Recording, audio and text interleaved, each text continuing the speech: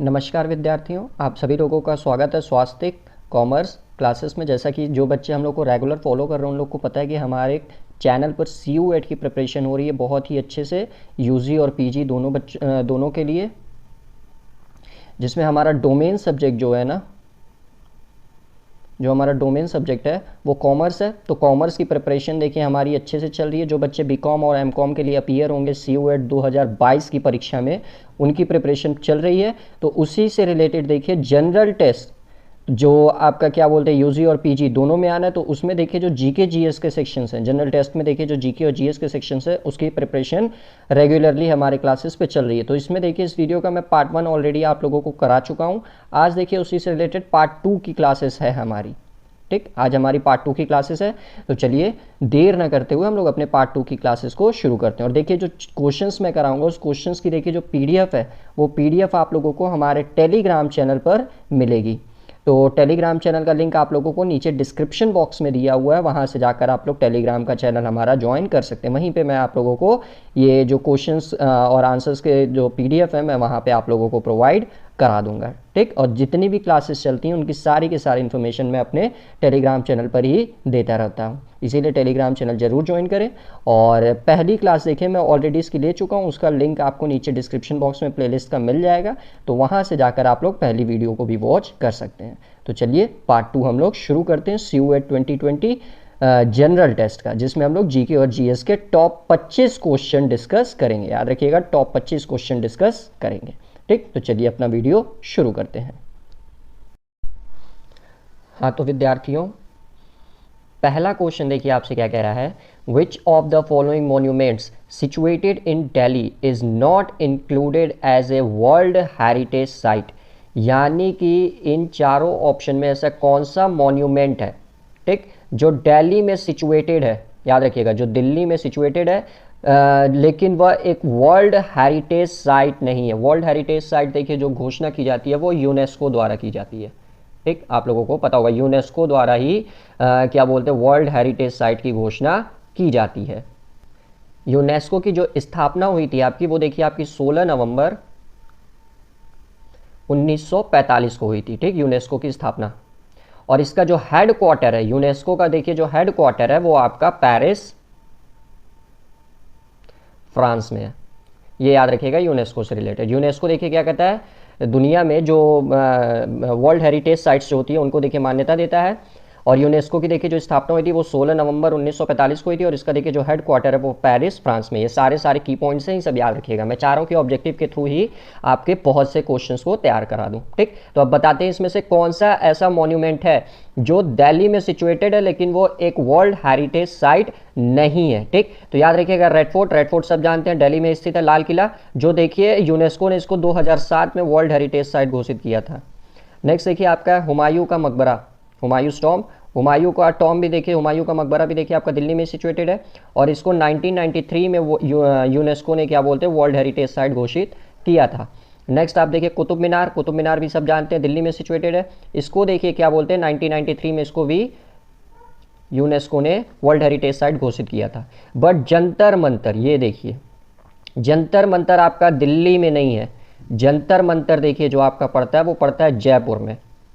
याद रखिएगा जंतर मंतर आपका पड़ता है जयपुर में। तो यही ऑप्शन आपका करेक्ट होगा कि ये देखिए मॉन्यूमेंट आपका दिल्ली में सिचुएटेड नहीं है। और ये देखिए जो जंतर मंतर आपका वर्ल्ड हेरिटेज साइट बना था वो बना था 2010 में। तो यही क्वेश्चन देखिए आपसे पूछा था कि इसमें से कौन सा मॉन्यूमेंट दिल्ली में सिचुएटेड नहीं है, is not included as world heritage site. तो जंतर मंतर ही देखिए आपका क्या बोलते हैं है। जंतर मंतर जयपुर में पड़ता है, दिल्ली में नहीं। नेक्स्ट क्वेश्चन की तरफ पढ़ते हैं। नेक्स्ट क्वेश्चन देखिए आपसे क्या कह रहा है, question number 2, there are 4 Vedas in Hinduism ideology. यानी कि हिंदू आइडियोलॉजी में 4 वेद्स हैं। ठीक, which one of the following Vedas contain sacrificial formula. यानी कि किस वेद में त्याग का सूत्र दिया हुआ है। तो देखिए जो 4 वेद है वो 4 वेद आप सब जानते हैं। सबसे पहला ऋग्वेद, ऋग्वेद के बाद से आता है, एक सेकेंड, सबसे पहला देखिए आपका आता है ऋग्वेद, ऋग्वेद के बाद से देखिए आता है यजुर्वेद, यजुर्वेद के बाद से आता है अथर्ववेद, अथर्ववेद के बाद से आता है आपका सामवेद। ठीक, तो इसमें कौन सा ऐसा वेद है जो आपका सैक्रिफाइसल यानी कि त्याग के सूत्र से जुड़ा हुआ है। तो याद रखिएगा जो यजुर्वेद है ये आपका सैक्रिफाइस से जुड़ा हुआ है। क्लियर। और एक क्वेश्चन देखिए इसी से रिलेटेड और पूछता है वेद से रिलेटेड कि कौन सा वेद जो है वो संगीत से म्यूजिक से जुड़ा हुआ है। तो याद रखिएगा जो साम वेद होता है ये म्यूजिक संगीत से जुड़ा हुआ होता है। ठीक, नेक्स्ट क्वेश्चन की तरफ बढ़ते हैं। क्वेश्चन नंबर 3 देखिए आपसे क्या कह रहा है। The southern most point of India territory is called, यानी कि भारत के दक्षिणतम बिंदु को क्या कहा जाता है। भारत के जो सदर्न मोस्ट पॉइंट है यानी कि दक्षिणतम बिंदु है उसको क्या कहा जाता है। कन्याकुमारी, रामेश्वरम, धनुषकोडी या इंदिरा पॉइंट। तो याद रखिएगा जो भारत का सदर्न मोस्ट पॉइंट है, दक्षिणतम बिंदु है, वह आपका इंदिरा पॉइंट है। क्लियर। नेक्स्ट क्वेश्चन की तरफ बढ़ते हैं। क्वेश्चन नंबर 4 देखिए आपसे क्या कह रहा है। The canal that connects the Red Sea and the Mediterranean Sea is, यानी कि वह सुरंग जो आपका लाल सागर और मेडिटेरियन सागर को जोड़ती है वह सुरंग कौन सी है। ठीक, वह कैनल जो आपका क्या बोलते हैं लाल सागर और मेडिटेरियन सागर को जोड़ती है वह कौन सी कैनल होती है वो आपको बताना है। Panama straight, Suez straight, Palk straight या बियरिंग स्ट्रेट। ओके, तो देखिए वह कैनल जो आपका रेड सी और मेडिटेरियन सी को जोड़ती है वो आपका जो है वो है आपका सुएज स्ट्रेट। ओके, और ये आपका देखिए जो सुएज स्ट्रेट है ये कहाँ पे सिचुएटेड है, ये आपका इजिप्ट में याद रखिएगा सिचुएटेड है। ओके, सुएज नहर जिसको बोलते हैं। क्वेश्चन नंबर 5 की तरफ बढ़ते हैं। 5 देखिए आपसे क्या कह रहा है। The northern part of west coast is known as, यानी कि जो वेस्ट कोस्ट पश्चिम तट जो है आपका पश्चिमी तट है उसका देखिए जो उत्तरी पार्ट है, उत्तरी हिस्सा है, उसको क्या कहा जाता है वो आपको बताना है।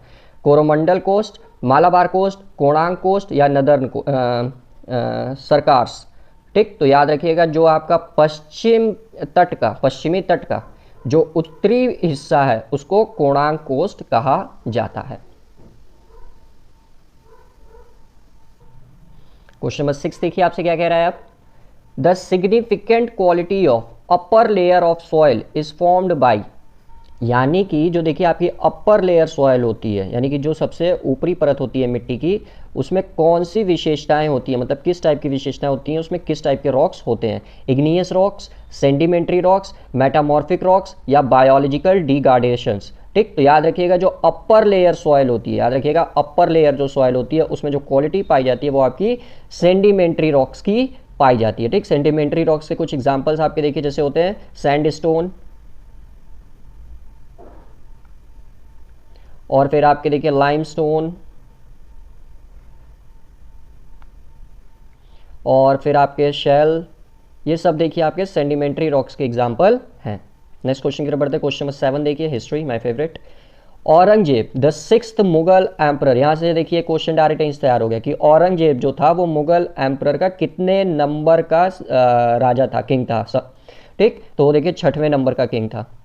तो who ruled over almost the entire Indian subcontinent for a period of 49 years was succeeded by, यानी कि जो आपका औरंगजेब था, औरंगजेब के देखिए जिसने 49 ईयर्स तक मुगल सल्तनत की कमान संभाली, तो उसके बाद आपका जो 7वां मुगल एम्परर था वह कौन बना, नंबर 7 का मुगल एम्परर कौन बना। अजाम, काम बख्श, अकबर II या मुअज्जम। तो याद रखिएगा औरंगजेब के बाद जो 7वां मुगल एम्परर बना था वो बना था आपका मुअज्जम, जिसको हम लोग एक और मुअज्जम उसका निक नेम है एक्चुअली, उसका जो रियल नेम देखिए जो था वो था बहादुर शाह फर्स्ट। बहादुर शाह फर्स्ट जो था वो औरंगजेब के बाद 7वां मुगल एम्परर बना था, जिसका निक नेम देखिए मुअज्जम है। ठीक, नेक्स्ट क्वेश्चन की तरफ बढ़ते हैं। क्वेश्चन नंबर 8 देखिए आपसे क्या कह रहा है। Name the first Indian who qualified the Indian civil services, यानी कि आपको पहले भारतीय का नाम बताना है जिसने first time Indian civil services ISC को क्वालिफाई किया था। याद रखिएगा आपको फर्स्ट इंडियन का नाम बताना है जिसने फर्स्ट टाइम भारत में इंडियन सिविल सर्विस का एग्जाम पास किया था। सत्येंद्रनाथ बैनर्जी, सत्येंद्रनाथ टैगोर, सुभाष चंद्र बोस या रविंद्रनाथ टैगोर? तो याद रखिएगा भारत के जो सबसे पहले व्यक्ति थे जिन्होंने आईसीएस इंडियन सिविल सर्विस का एग्जाम पास किया था वो थे सत्येंद्रनाथ टैगोर जी। इन्होंने 1864 में ये इंडियन सिविल सर्विस का एग्ज़ाम पास किया था। और आप लोगों को पता होगा जो हमारे क्या बोलते हैं राष्ट्रगान के जो लेखक हैं रविंद्रनाथ टैगोर जी, उनके ये भाई थे। क्लियर? यानी कि अगर आपसे कोई अब पूछे कि भारत के फर्स्ट ऐसे व्यक्ति कौन थे जिन्होंने इंडियन सिविल सर्विसेज की परीक्षा पास की थी, तो याद रखिएगा सत्येंद्रनाथ टैगोर जी थे जिन्होंने 1864 में इंडियन सिविल सर्विसेज की परीक्षा को पास किया था। क्वेश्चन नंबर 9 देखिए आपसे क्या कह रहा है। पेशावर इन पाकिस्तान इज नियर, यानी कि पाकिस्तान में देखिए जो पेशावर शहर पड़ता है वह किसके पास पड़ता है? काराकोरम पास के पास, जोजिला पास के पास, नमिका ला पास के पास या खैबर पास के पास? तो याद रखिएगा जो आपका पेशावर शहर है वो आपका क्या बोलते हैं? खैबर दर्रा, खैबर पास जिसको बोलते हैं इंग्लिश में, पास को हिंदी में दर्रा बोलते हैं। तो खैबर पास के पास पाकिस्तान का पेशावर शहर पड़ता है। और एक बात और बता दूं आप लोगों को, जो पेशावर शहर है वो जान जाइएगा पाकिस्तान का, पाकिस्तान तो पहले भारत का हिस्सा था, तो पाकिस्तान का सबसे पुराना शहर है पेशावर। जैसे हमारे इंडिया का देखिए सबसे पुराना शहर बनारस है, उसी तरह क्या बोलते हैं पाकिस्तान के सबसे पुराने शहरों में पेशावर की गिनती होती है। नेक्स्ट क्वेश्चन की तरफ बढ़ते हैं। क्वेश्चन नंबर 10 देखिए आपसे क्या कह रहा है। The Khasi and Garo are the languages of which state of India, यानी कि जो खासी और गारो भाषा है, खासी और गारो भाषा है वह भारत के किस राज्य की भाषा है वो आपको बतानी है। ठीक, तो देखिए जो खासी और गारो आपकी भाषा है ना वो आप याद रखिएगा मेघालय राज्य की भाषा है। ठीक, मेघालय राज्य की भाषा है।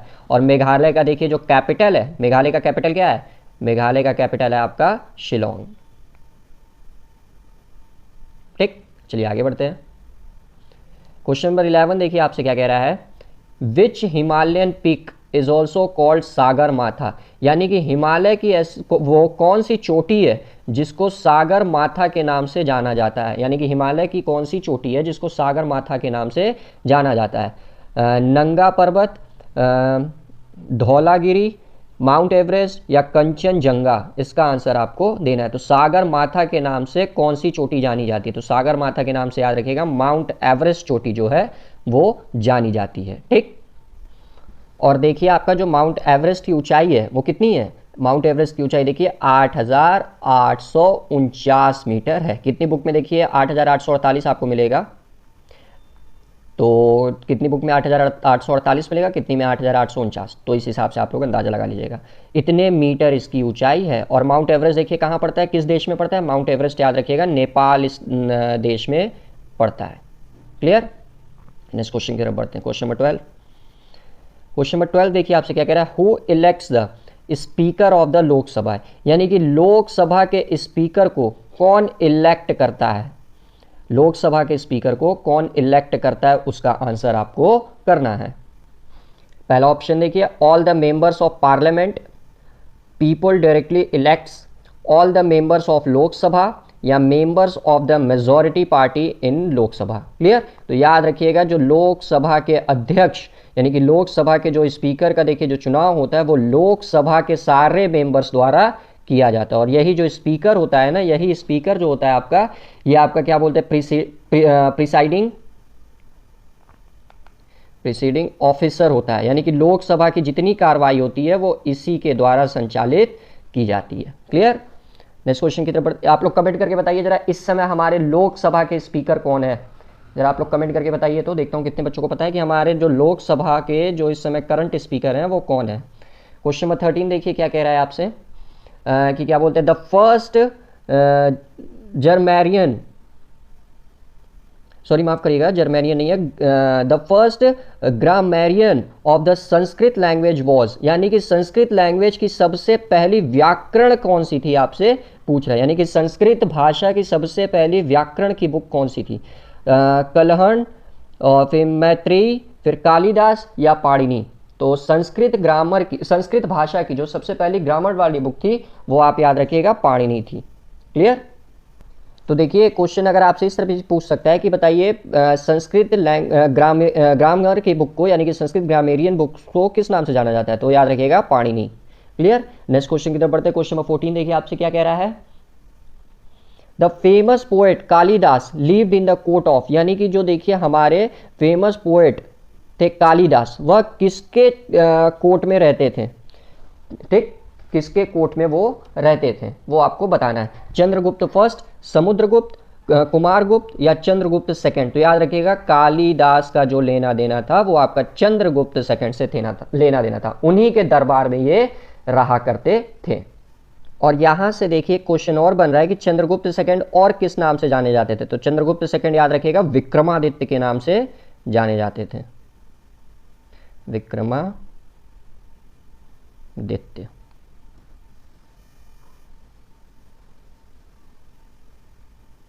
ठीक, चलिए नेक्स्ट क्वेश्चन की तरफ बढ़ते हैं हम लोग। नेक्स्ट क्वेश्चन देखिए आपसे क्या कह रहा है। Question number 15, who among the following is the regarded as the second Alexander, यानी कि इन चारों में से कौन सा व्यक्ति था जो आपका क्या बोलते हैं दूसरे सिकंदर के रूप में जाना जाता था, सेकेंड अलेक्जेंडर के रूप में जाना जाता था। जलाउद्दीन खिलजी, मुबारक खिलजी, खुसरो खां या अलाउद्दीन खिलजी। तो याद रखिएगा जो सेकेंड अलेक्जेंडर दूसरे सिकंदर के रूप में जो जाना जाता था वो अलाउद्दीन खिलजी जाना जाता था। ठीक, नेक्स्ट क्वेश्चन की तरफ बढ़ते हैं। क्वेश्चन नंबर 16 देखिए आपसे क्या कह रहा है।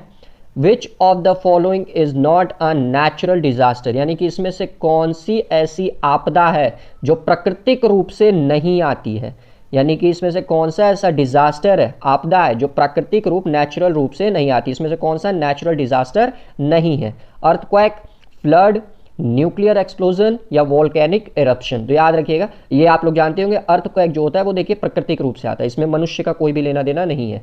फ्लड, बाढ़ भी देखिए जो आता है वो प्राकृतिक रूप से आता है, बट न्यूक्लियर एक्सप्लोजन जो होता है वो इंसान करता है, ये प्रकृति नहीं करती। कहीं ले जाकर परमाणु बम गिरा देना, तो परमाणु बम प्रकृति थोड़ी ना आके गिराएगी, ये तो अमेरिका जैसे देश गिराते हैं, चाइना जापान जैसी कंट्री पे। सेकेंड वर्ल्ड वॉर में आप लोगों को पता होगा हिरोशिमा और नागासाकी पर अमेरिका ने जापान पर परमाणु हमला किया था। तो देखिए मनुष्य करता है, प्रकृति नहीं। और वोल्केनिक इरप्शन, ज्वालामुखी का भी फटना देखिए प्राकृतिक रूप से होता है, इसमें मनुष्यों का कोई हाथ नहीं होता है। तो इसीलिए इसमें देखिए जो नेचुरल डिजास्टर नहीं है वो आपका कौन सा नहीं है, न्यूक्लियर एक्सप्लोजन। क्वेश्चन नंबर 17 की तरफ बढ़ते हैं। 17 देखिए आपसे क्या कह रहा है। The highest peak of Himalayas within the Indian territory is, यानी कि हिमालय की सबसे ऊंची चोटी, याद रखिएगा सबसे ऊंची चोटी जो आपका भारत के सीमा के अंदर है वह कौन सी है, यानी कि भारत जो है, भारत में हिमालय की सबसे ऊंची चोटी जो है वह कौन सी है। माउंट एवरेस्ट, कंचनजंगा, नंदा देवी या नंगा पर्वत। तो याद रखिएगा भारत की सीमा के अंदर, याद रखिएगा भारत की टेरिटरी के अंदर जो हिमालय की सबसे ऊंची चोटी है वो आपकी नंदा देवी पर्वत है। क्लियर। कितने बच्चे देखिए इसका आंसर कंचनजंगा समझेंगे, लेकिन कंचनजंगा याद रखिएगा गिलगिट पाकिस्तान में पड़ता है, ठीक ना। तो गिलगिट पाकिस्तान यानी कि पीओके का एरिया, तो पीओके अभी फिलहाल इंडियन टेरिटरी में तो नहीं आता है, तो इसीलिए इसका आंसर देखिए बनेगा नंदा देवी पर्वत। हिमालय की सबसे ऊंची जो चोटी है भारत की वो नंदा देवी पर्वत है। नेक्स्ट क्वेश्चन की तरफ बढ़ते हैं। क्वेश्चन नंबर 18 देखिए आपसे क्या कह रहा है। Which of the following rivers is not a tributary of the Ganga, यानी कि इन चारों में से ऐसी कौन सी नदी है जो गंगा रिवर में अपना ट्रिब्यूटरी मतलब क्या बोलते हैं ट्रिब्यूट नहीं करती, अपने आप को नहीं मिलाती है। ठीक, इंद्रावती, सोन, गोमती या यमुना। तो देखिए वह नदी जो गंगा नदी में नहीं मिलती है वह नदी है आपकी इंद्रावती। इंद्रावती जो है वो गोदावरी की, जिसको साउथ की गंगा कहा जाता है, गोदावरी की ट्रिब्यूटरी रिवर है। बाकी सोन, गोमती और यमुना गंगा की ट्रिब्यूटरी रिवर होती है। क्वेश्चन नंबर 19 देखिए आपसे क्या कह रहा है। Plants which flowers only once in their life time are known as, यानी कि ऐसे पौधे जिनके फूल पूरे उनके लाइफ साइकिल में सिर्फ एक बार ही उगते हैं वह कौन से प्लांट कहे जाते हैं, यानी कि ऐसा कौन सा प्लांट है जिनके फ्लावर पूरी लाइफ टाइम में सिर्फ एक ही बार उगते हैं। पॉलीक्राफिक, मोनोकार्पिक, मोनोगैमियस या मोनोजेनरिक। तो देखिए ऐसे प्लांट जिनके फ्लावर उनके पूरे जीवन काल में सिर्फ एक ही बार उगते हैं वो होते हैं आपके मोनोकार्पिक। क्लियर। क्वेश्चन नंबर 19 से बाद 20 पे पढ़ते हैं। विच of the following material is biodegradable, यानी कि इसमें से कौन सा ऐसा मटेरियल है, पदार्थ है जो आपका बायोडिग्रेडेबल है। Paper, DDT, aluminium, plastic. तो देखिए जो बायोडिग्रेडेबल पदार्थ होता है, ठीक, वह आपका कौन सा होगा, पेपर। क्वेश्चन नंबर 21 देखिए आपसे क्या कह रहा है। The river that has been declared as the national river of India, यानी कि इसमें से कौन सी ऐसी नदी है जो भारत की राष्ट्रीय नदी का दर्जा प्राप्त है। यानी कि इन चारों में से कौन सी नदी है जो भारत की राष्ट्रीय नदी है। गोदावरी, कृष्णा, गंगा या नर्मदा। तो आप सभी जान रहे हैं जो गंगा नदी है वही हमारे देश की राष्ट्रीय नदी है। और गंगा नदी देखिए जितने एरिया में बहती है वो एरिया देखिए आपका है 2510 किलोमीटर। 2510 किलोमीटर के रेंज में गंगा नदी बहती है। चलिए क्वेश्चन नंबर 22 की तरफ बढ़ते हैं। 22 देखिए आपसे क्या कह रहा है। Who inaugurated the grow more trees campaign in July 1950, यानी कि किसने इन चारों लोगों में से ग्रो मोर ट्री कैंपेन की शुरुआत की थी जुलाई 1950 में। ठीक, विनोबा भावे, के एम मुंशी, जवाहरलाल नेहरू या सरदार पटेल। क्लियर। तो आप लोग बताइए किसने शुरुआत की थी ग्रो मोर ट्रीज कैंपेन की जुलाई 1950 में। तो याद रखिएगा के एम मुंशी जी ने ग्रो मोर ट्रीज कैंपेन की शुरुआत की थी जुलाई 1950 में। नेक्स्ट क्वेश्चन की तरफ बढ़ते हैं। नेक्स्ट क्वेश्चन देखिए आपसे क्या कह रहा है 23।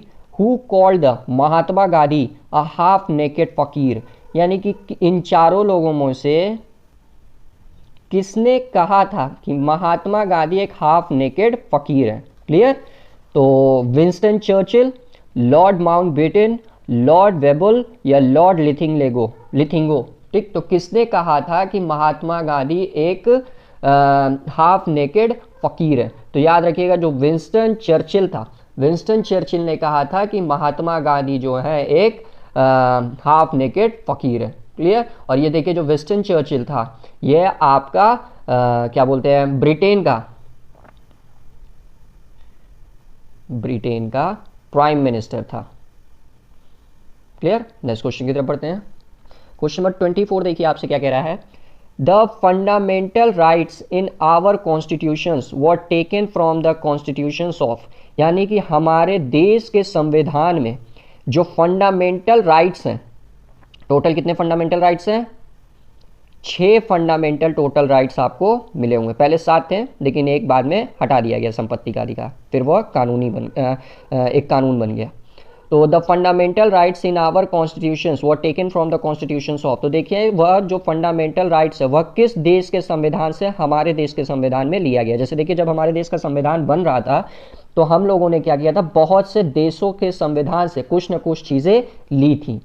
तो क्या बोलते हैं जो फंडामेंटल राइट्स है वह हम लोग किस देश के संविधान से लिए थे, यूएसए, यूके, फॉर्मर यूएसएसआर या आयरलैंड। तो देखिए जो फंडामेंटल राइट्स का कॉन्सेप्ट हम लोगों ने लिया था वो अमेरिका के कॉन्स्टिट्यूशन से लिया था, यानी कि यूएसए। क्वेश्चन नंबर 25 देखिए आपसे क्या कह रहा है।